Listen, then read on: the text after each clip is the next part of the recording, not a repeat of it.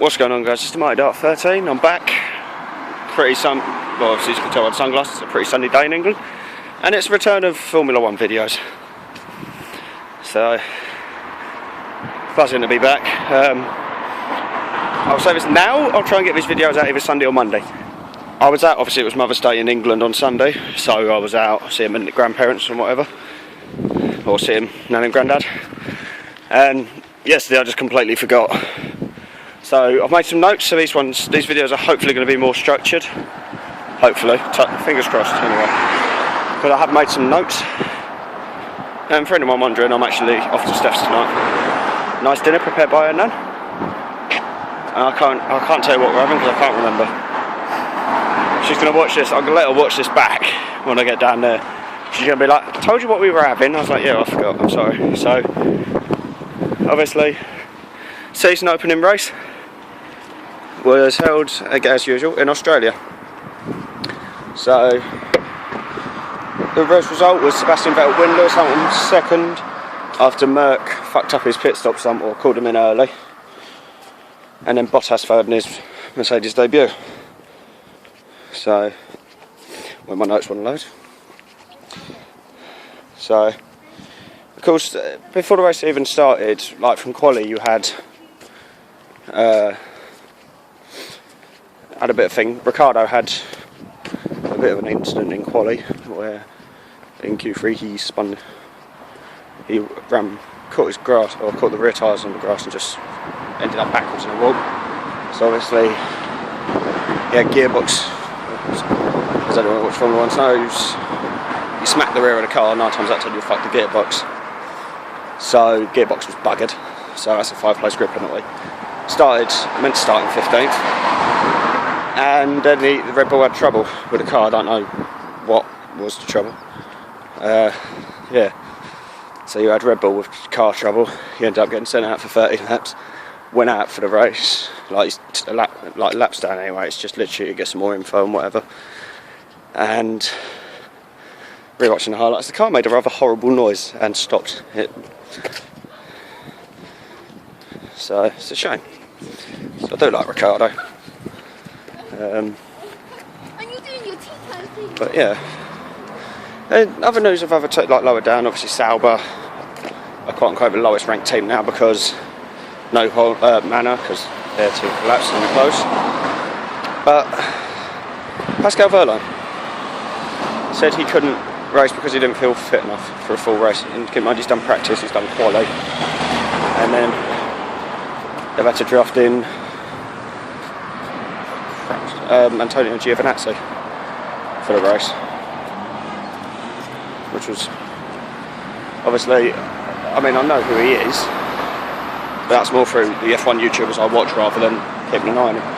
But he's the Ferrari reserve driver, so he drove for Sauber. He drove okay actually, you know, possible another young lad in the thing, like another young talented driver coming through. But overall, I didn't. Obviously, I watched the race highlights because it was live on Sky Sports. I don't have Sky Sports, so I watched the Channel 4 highlights. Overall, you had, what was it?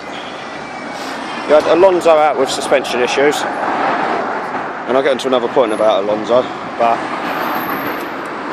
you had Alonso out, Stroll out, Ricardo, Ericsson, Palmer, and Grosjean, all with various issues.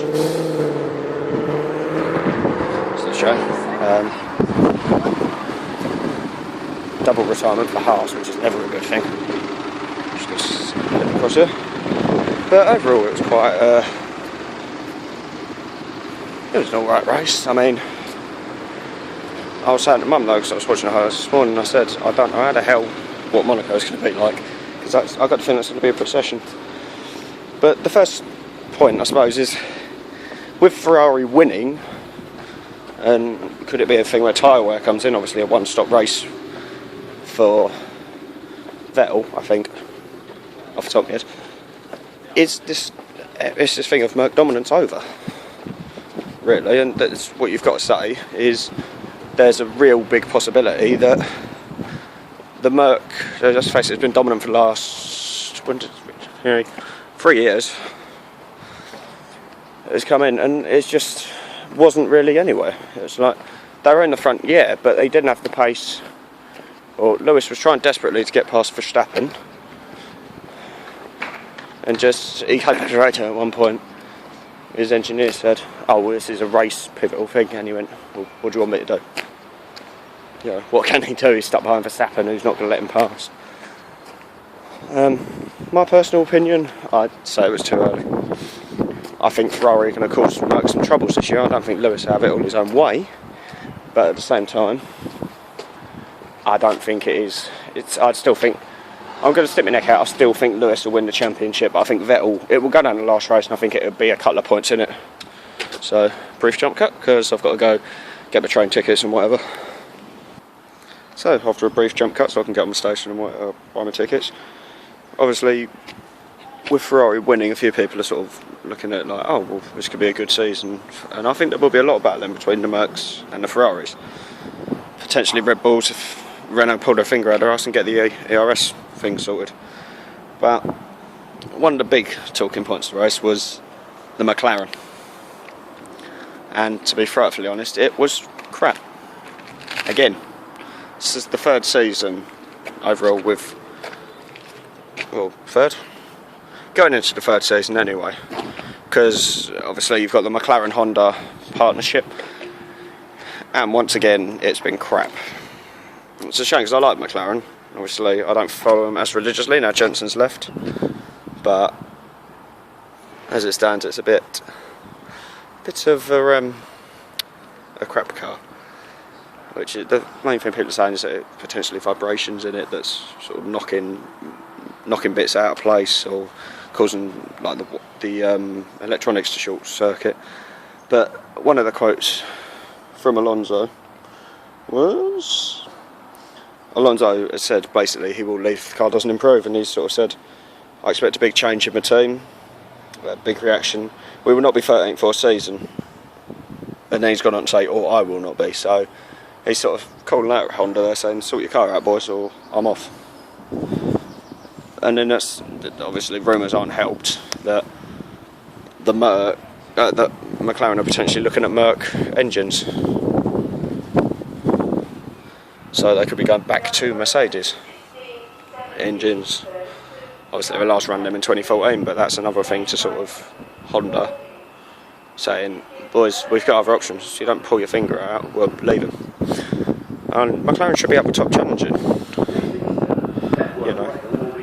They should be challenging for race wins, not sitting at the back, or sitting in 13th, 14th, struggling to get points and whatever. It's a shame because I like it, you know. McLaren should be fighting, not necessarily championships nowadays, but fighting for race wins.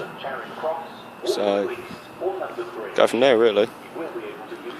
You know what I mean? But, of course, there was also another thing of the whole Giovinazzi-Verline thing being switched. Giovinazzi drops in for Pascal Wehrlein, which, my personal opinion, it's a bit, David Coulthard was a bit like, really, son? You know what I mean? It's like, you've done practice, you've done quali, and then you're just like, no, I can't race, mate. But it should be back for the next race. I think personally he's being a bit of a soft arse, but what can you say? And we'll start.